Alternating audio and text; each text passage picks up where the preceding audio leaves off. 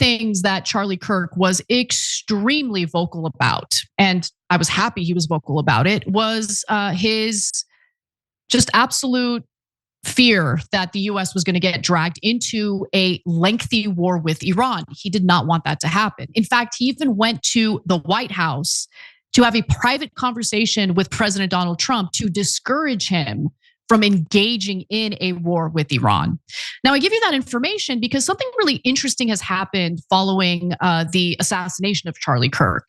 It really does seem like his thoughts and his views on foreign policy have kind of been erased. And now they're kind of pushing forward with the type of framing that is reminiscent of the neocons of the early aughts. And if you're wondering what I'm talking about here is Turning Point USA reporter Monica Page speaking to a spokesperson. This is a press conference for the Department of War. And there are reports that Iran's been planning on rebuilding its nuclear facilities. Iranian's president has said that it plans to rebuild its nuclear facilities with, quote, greater strength. Can you provide us on any sort of update on where that currently stands? I can tell you that Operation Midnight Hammer was an absolute resounding success. Iran's nuclear capabilities were totally obliterated, and experts estimated that it would take 2 years for them to recover. So thanks to President Trump's bold and swift action, we were able to dismantle that threat to the American people. And I think it was also a historic operation by virtue of the fact that there was a clear end state. We have seen this department get marred down in the Middle East in endless wars and nation building. That has stopped under this president and this secretary. We now have a clear end state, a clear mission set, and Operation Midnight Hammer was a success in dismantling that. I will take my wins where I can get them. Now, if I like the answer from the Department of War spokesperson there, okay? I mean, obviously, the Trump administration is engaging in a regime change, potentially a regime change war in Venezuela. But all of the messaging I've seen from the Trump administration following the 12-day war in Iran has indicated to me that, at least for now, Trump is not persuaded in wanting to go back in. And that's a good thing. But for the purposes of this conversation, I want to focus on the framing of the question that we just heard from Monica Page, because clearly it was framed in a way to drum up support for military intervention in Iran, which we absolutely should not do. So this conversation was posted on X by Frontline's TPUSA. That's the account that posted it. It says Iran's nuclear resumption almost 6 months after Operation Midnight Hammer. The Iranian president vowed to rebuild its nuclear facilities with greater strength. Our Monica Page asks Department of War for an update on its nuclear capabilities so far. Now, I think that the reactions and the mentions to that post are, for the most part, pretty fantastic. Remember, these are conservatives. And these are the conservatives who don't want forever wars. They don't want to get dragged into a war in Iran. Jamie Duff writes, with Charlie out of the way, TPUSA is now openly lobbying the Pentagon to bomb Iran. Incredible stuff. Another person who goes by Rick says, so TPUSA has changed their position on Iran. Charlie was one of the biggest voices against us being dragged into that war. And there were countless other comments that you can read for yourselves. But it does highlight the divide within the, conservative political groups in this country. Younger conservatives certainly have been more savvy when it comes to US foreign policy and how detrimental it's actually been to our soldiers and to America. And so they're pushing back. Older conservatives tend to be more in the neocon camp, which is pretty devastating. But luckily, I think their influence seems to be waning a little bit. Now, here's what we should really be concerned about, because it turns out that in reality, Israel is planning to attack Iran again. And it's likely that Trump knows about it and is kind of keeping quiet about it because there might be an agreement that any war effort would take place after the midterms. Now, this is speculation on my part. I want to be clear about that. But it's not ill-informed speculation. And here's what I mean. So all you have to do is kind of pay attention to the Israeli media. I love reading Israeli media. It's fantastic.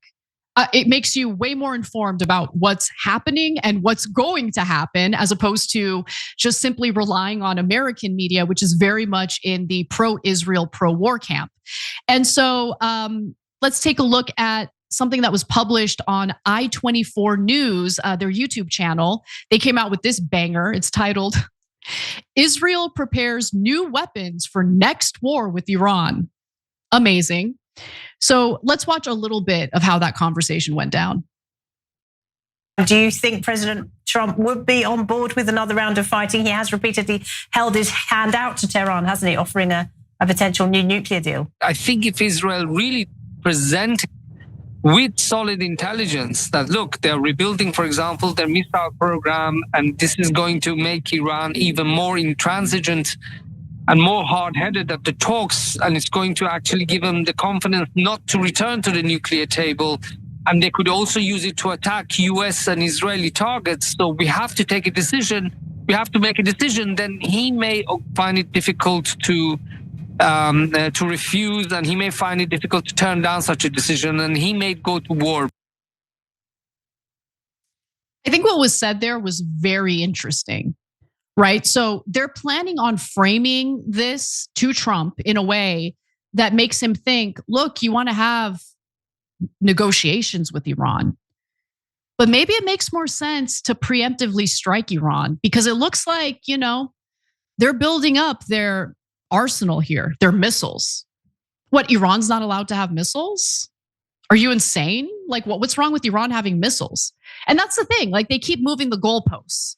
Oh, we're worried about their nuclear weapons and how much Iran's nuclear weapons would pose a threat to Israel, a nuclear power that's not, part of the non-proliferation treaty, that won't acknowledge their nuclear weapons, even though when Kissinger got upset with Israel and threatened some of the US military aid that goes to Israel, the response to him was to threaten nuclear war.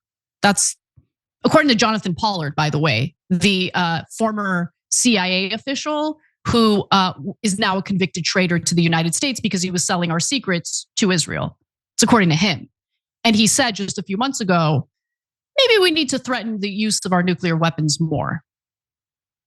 He's a terrible person, absolutely terrible. But anyway, now you have Israel kind of fear-mongering about how Iran is going to have these missiles. And since they're going to have these missiles, the peace talks are going to be more difficult. Iran's going to be more belligerent. So maybe you want to do preemptive strikes on Iran. That's what they're going to try to sell to Trump. I mean, that it was just abundantly clear from, the tactics that were just described in the video you watched. But look, if you want to say to me, that's just one video, one outlet, that doesn't mean that Israel's actually planning to go to war with Iran again. Oh, you'd be mistaken. So on November 11th, the Times of Israel reported, senior official says Israel aims to topple Iranian regime by the end of Trump's term. Tehran said revamping advanced missile systems, and other officials, as another official says, Jewish state will respond much more aggressively in future confrontations than in the past. Okay, so Israel can't fight Iran by itself.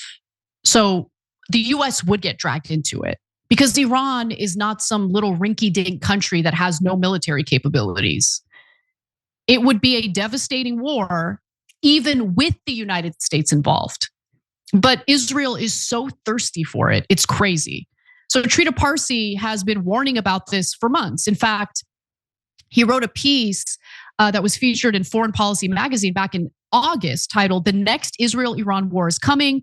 Both countries' strategic calculus suggests it will be even more violent." Oh, goody, we've got something to look forward to. He writes that Israel's June war, that's the 12-day war, was never solely about Iran's nuclear program. Rather, it was about shifting the balance of power in the Middle East, with Iranian nuclear capabilities being an important but not decisive factor. For more than 2 decades, Israel has pushed the United States to take military action against Iran to weaken it and restore a favorable regional balance, one that Israel cannot achieve on its own. So this is the whole plan that was drafted by the neocons under the Bush administration. It was the memo that the neocons then sent to Benjamin Netanyahu that indicated that the US would essentially engage in all these regime change wars in the Middle East in order to install various leaders that would be far more deferential to Israel, and it would shift the balance of power in Israel's favor. And that has already happened in multiple countries. It certainly happened in Syria, where we now have an Al-Qaeda terrorist leading the country. Syria is already being balkanized. When you think about the fact that Turkey has annexed part of Syria, Israel has already annexed parts of Syria. So, Libya was very much part of this plan as well. And then you look at reporting from the Jerusalem Center for Security and Foreign Affairs. This piece was from July. Here's what they wrote.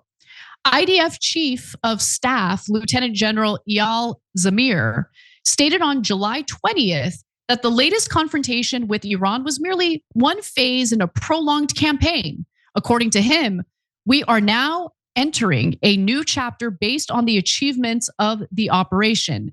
We disrupted Iran's nuclear and missile programs, and we must remain vigilant.